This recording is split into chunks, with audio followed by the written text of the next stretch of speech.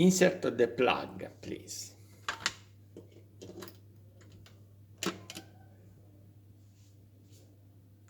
Open the door by pulling up.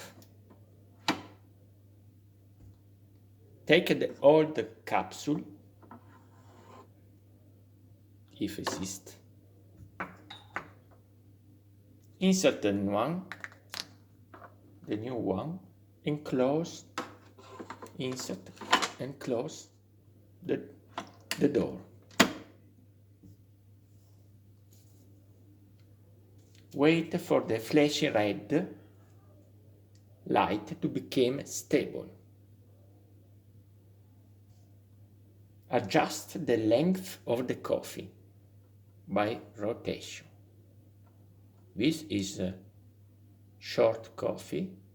This is long coffee. Put the cup down.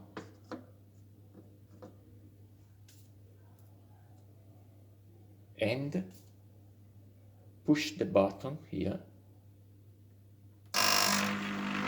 and wait.